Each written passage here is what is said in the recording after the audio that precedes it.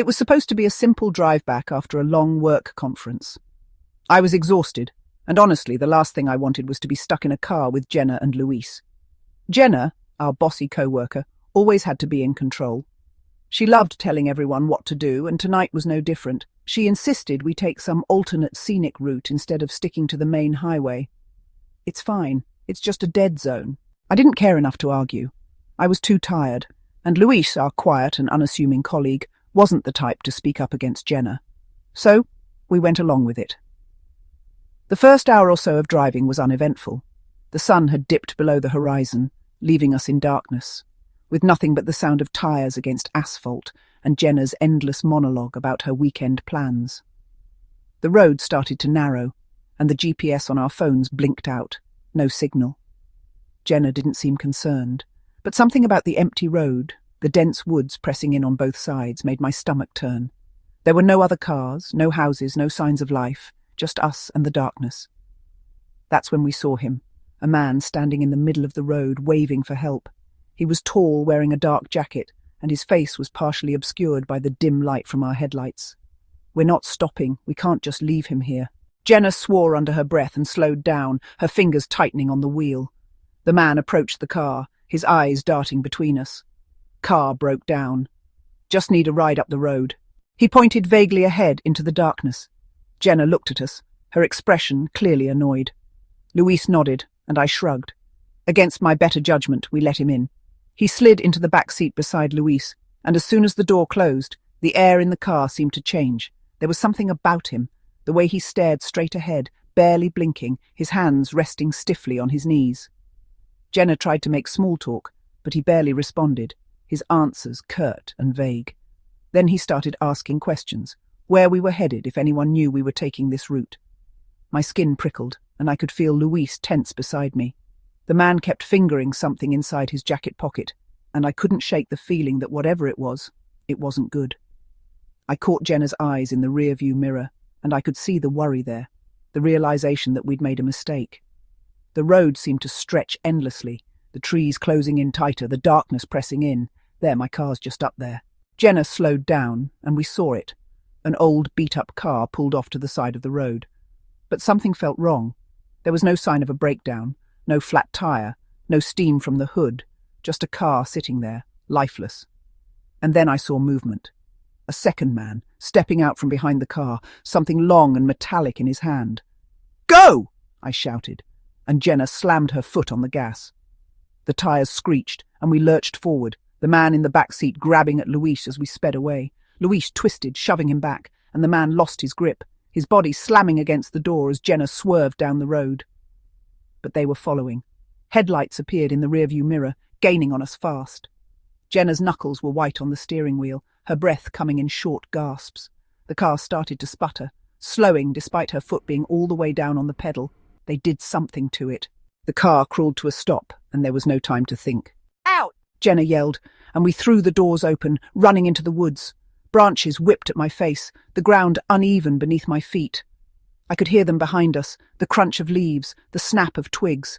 We stumbled through the darkness until we found a small clearing, and that's when we saw it. Traps, metal jaws rusted with age, scattered across the forest floor. And something else.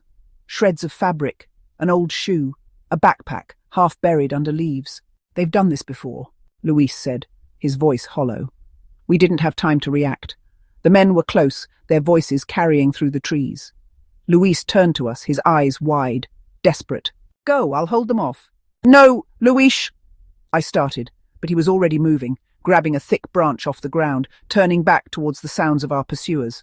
Jenna pulled at my arm, and I stumbled after her, my chest tight, tears blurring my vision. We ran until we hit a road, a real road, with yellow lines and streetlights. I could see the glow of headlights in the distance, and I waved my arms frantically, almost collapsing in relief when a truck pulled over. The driver, an older man with a kind face, helped us into the cab, his eyes narrowing as he looked back towards the woods. By the time the police arrived, there was no sign of Luis or the men who had chased us. They searched the area, found our car, found the traps, but the men had vanished, like ghosts. I tried to go back to work, to pretend everything was normal, but every time I close my eyes, I see Luis's face, the determination in his eyes as he turned back to face them. I know he saved us, and I know deep down that they're still out there, somewhere, waiting for the next car to take a detour to nowhere.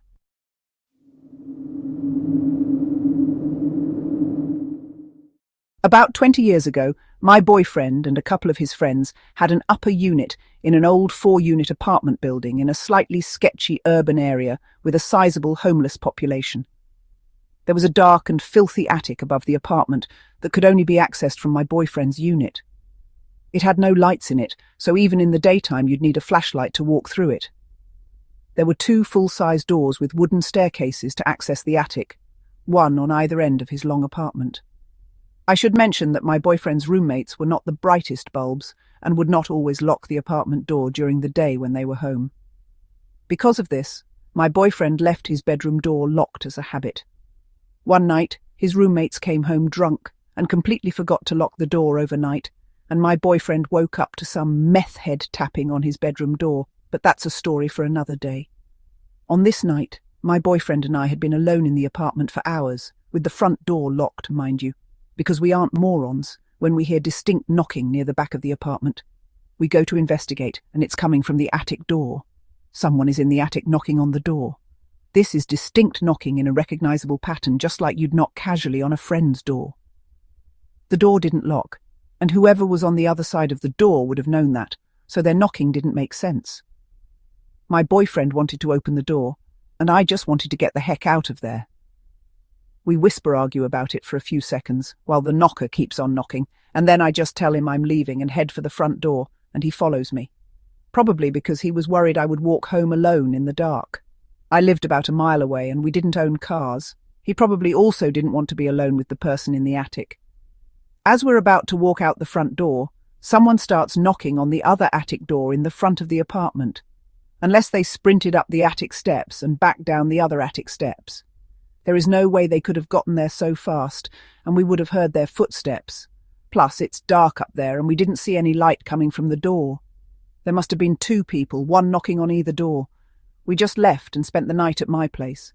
My boyfriend didn't want to call the cops.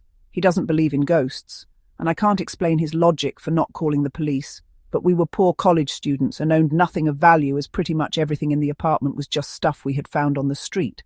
So that was that.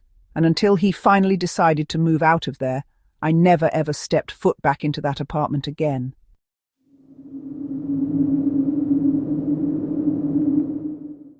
For some background information, I am a 21-year-old female living alone.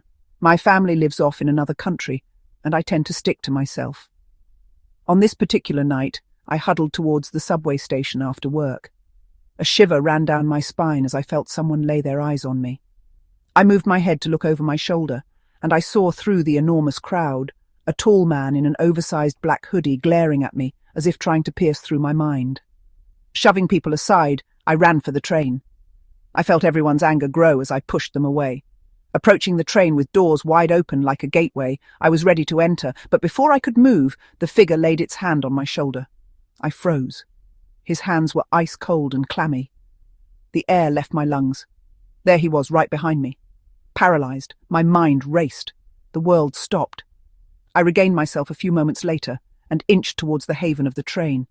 As my second foot made it in the doorway, I felt a wave of relief flush over me. I bolted for a seat. Settling on the blue bench, the world started playing again. Jerking forwards, I felt the train go into motion. Through the window, I saw the tall figure fade away as the train left the station. Who was that? Was he actually there? Eventually, I made it home safely, and upon closing the front door, I made my way upstairs. With each step, my fear grew, replaying the memory of the man at the station, trying to find a way to describe it. Entering the bathroom, I saw a horrifying sight. I gasped for air. Lost, I felt as if I would collapse on the ground. Stumbling away from the bathtub, in horror, I felt like I lost my mind. I've seen things before, not often like this. Dark crimson blood filled my dingy bathtub. Death-stained handprints filled the walls. My hands trembled uncontrollably, shivering down to the bone. Unbalanced, I stumbled towards the top drawer. Faster than I thought was humanly possible, I swung it open, grabbed a yellow bottle, pulled open the lid as its contents flew everywhere. Without thinking, I snatched one of the pills off the ground and shoved it down my throat. After a few moments, I turned back to the tub. It was empty. The walls clean. Nothing like before. That's enough for today. Overwhelmed, I headed towards my bed and threw myself in. I tried to shut my eyes and sleep, yet a pit grew in my stomach, knowing they were watching me. As I shut my eyes, still tense, I heard one loud knock on the door. I ignored it. Then I heard a sound like two knives against each other constantly. I shut it out, but the noises grew louder. Slow and steady, it beat against my door.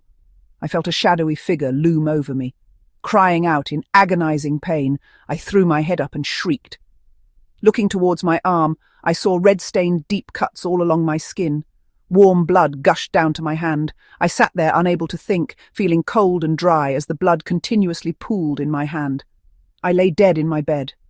Suddenly, my stomach was slashed open. Though dead, I could feel as if my guts were getting pulled out. I blacked out. Everything goes dark with one thought left. The eyes still lay on me. Covered in pain, I was unable to move. Slowly, I came back to my senses and opened my eyes. Looking into the trustworthy face of my therapist, I announced sluggishly, "That's it. Your thoughts. No need to worry. After you came to your senses, you saw it was not real. And to confirm it as a fact, you have no cuts or scars," she confidently stated. "It was just your imagination.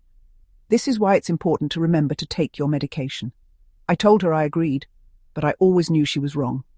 I didn't tell her, as I knew she would say I was crazy and disagree. I'm not sure what happened, but when I woke up, I looked at my arms. Not a scratch.